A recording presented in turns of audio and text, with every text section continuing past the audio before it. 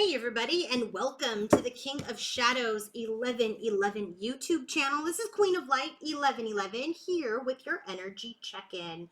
So I just finished the Queen of Light 1111 video where we went over many different themes for divine feminine's energy towards masculine. We're doing the same here. So we have here, well, let's go over the bottom of the deck. I'm going to show you the themes and then we're going to clarify each card with the tarot deck live on camera.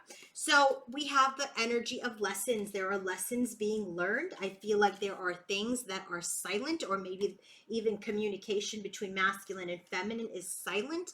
I do feel that obstacles are being removed because people are starting to take responsibility and accountability, which is helping hearts open up again. We do see this energy of lip service, that we've said a lot of things, but are we, delivering by way of actions? And if we're not, there is an ending to that. There is a transformation occurring around lip service. I do feel like things are guarded between masculine and feminine because things have been hostile or spiteful or just not good for a while. Both masculine and feminine are leaning on their support system at this time. There is some sort of movement forward from feeling and being stuck. So masculine's theme, we have stuck right off the bat, stuck. We have the energy of the dark night of the soul. There's an energy of the nurse. There's a nurturing happening. There's an energy of shifting the energy instead of that hostility and defeat. Now it's time to do things differently. High Priestess, he's starting to trust his vibes. Round and round again, there's something that keeps happening. There's the Six of Pentacles energy. He knows he's taken people for granted. There's some sort of delusionment, some sort of stress. Here's the card of marriage and the dice and the third party. Oh my God, let's go ahead and get started. What is the stuck energy all about? This is divine masculine's energy towards his feminine.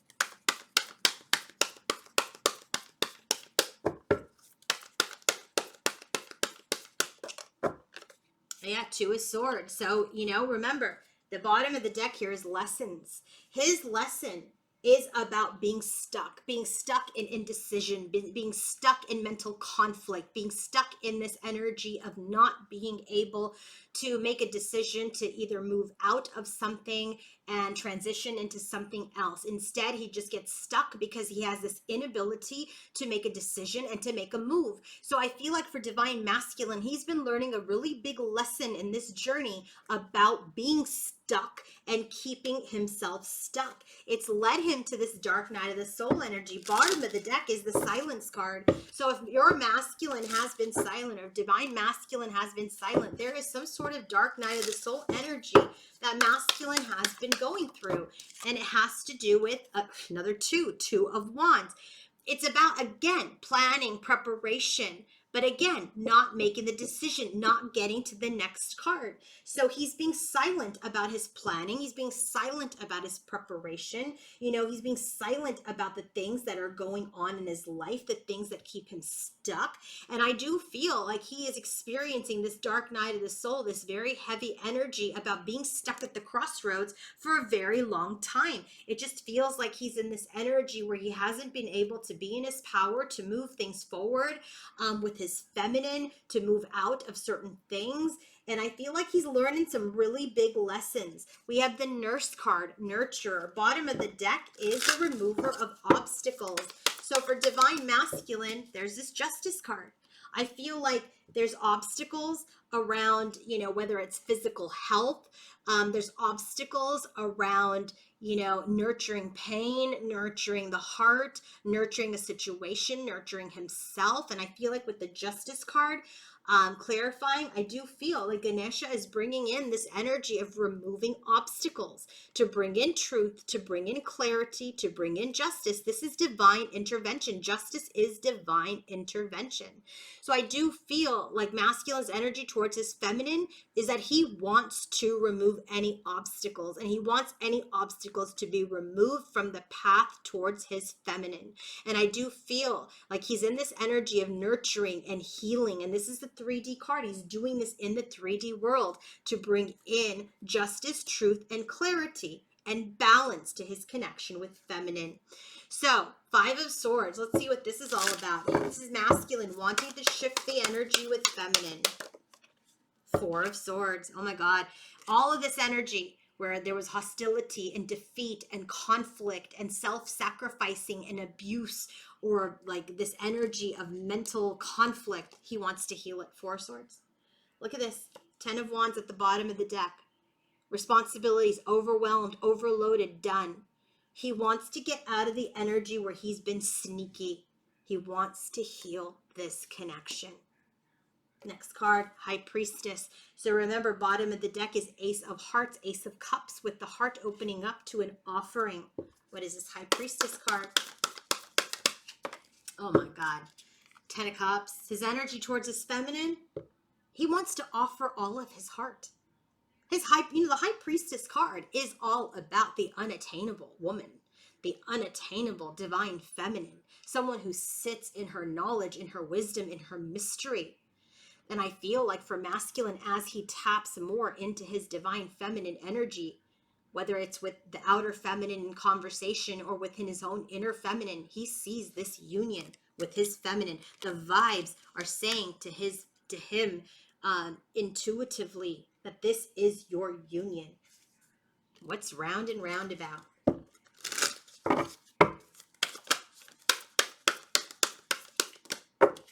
Yeah. Round and round, Seven of Swords, lip service. Lip service is the bottom of the deck. He talks a lot. He talks a lot, but he doesn't follow through. And he knows that. He's gone round and round and round and round again by talking. Seven of Swords, deceiving, tricking. He knows this. He knows he's been doing this. So his energy towards his feminine is, I'm going round the merry-go-round with this deception. With this trickster energy, and I've taken her for granted. Let's clarify.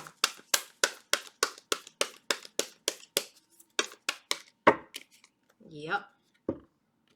Chariot card. Bottom of the deck, we have the Death card, right? There's an end to taking feminine for granted in how he moves forward. There's an end to that.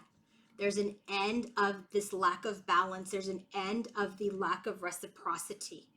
There's an end to the decay in how they move forward. Disillusioned. What's this about? Yeah. There's this energy, bottom of the deck, guarded, right? I would say masculine is guarded. I think he's guarded. I feel like he's guarded because there is this fantasy. When you all first got into this twin flame journey, some of it felt like fantasy. Some of it felt very surreal. And some of you maybe have even questioned, is this real? Am I delusional? Am I disillusioned?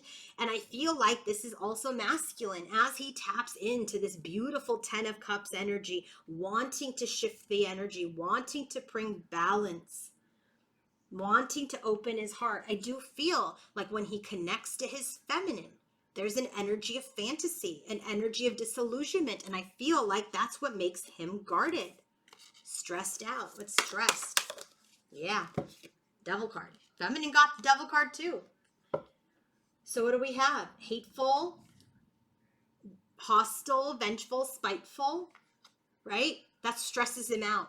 It stresses him out when he thinks about how things ended with his feminine. It stresses him out. And it gives him tension when he thinks about that toxic cycle of round and round and round, that deception, the trickster energy that he has, started and perpetuates with his feminine. Marriage. Let's see what this relationship is moving towards sacred union.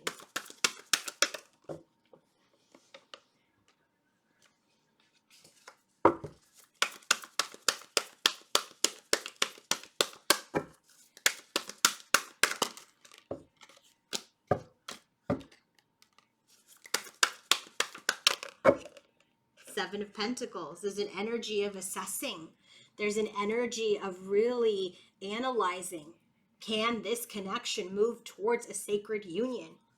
There's an energy of You know, what have I invested in this connection and what crop has come up, right? So I do feel like he's leaning on his own inner circle as he thinks about this union with his feminine and if it can lead to marriage. I feel like there is an assessment and analysis that is going on. Dice card.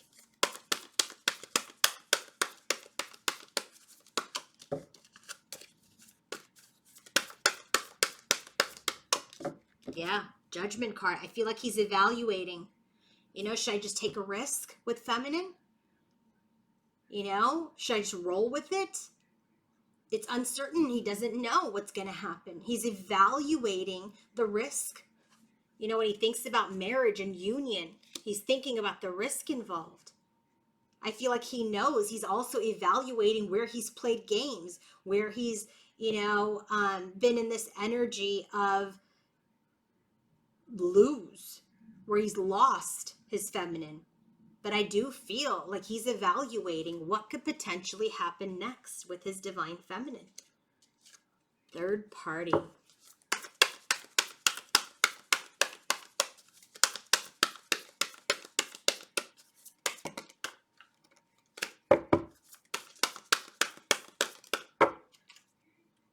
Oh my God, Nine of Pentacles. He is in this energy. Look at this, High Priestess at the bottom of the deck. This is his feminine. Everything has to do with his feminine, his inner feminine and his outer feminine. The lesson is coming from his inner feminine. The silence is with his outer feminine. He's removing the obstacles from his inner voice. He is aware of his burdens. He is aware where he needs to take responsibility. He is aware that his feminine has his heart. He is aware that he has been in this energy of mystery, that he needs to transform, that he's guarded and blocked his intuition, that his feminine, and he had, you know, a very difficult relationship at times, but his intuition has been his support. His inner feminine has been his support. His divine feminine has been his support. That it's time to move out of this energy of overindulgence and out of the energy of being stuck in third party relationship. Nine of Pentacles is the single card. He knows that he must eliminate anyone else, anything else that is involved in this connection. So any third party, anyone else involved, he's got to isolate. He's got to become independent because that's where he has been stuck. Wow. So divine feminine got the Eight of Pentacles at the bottom of her deck for her tarot, and masculine has the High Priestess. The more the divine feminine becomes the High Priestess, the more the masculine trusts his inner feminine. And whose voice is the inner feminine voice within the masculine? It's his higher self. His higher self is always in union with the divine feminine's higher self. And when he starts to align with his truest self, he's going to align with his divine feminine. You can't make this up. You saw it here. You saw it here with High Priestess at the bottom of the deck, and then High Priestess here. The Ten of Cups. His union is with his feminine. Period. The end. You can't make it up. If you guys want to book your own personal reading, coaching session, or healing session, go to queenoflight1111.com. Have a wonderful day. Have a wonderful weekend. Bye.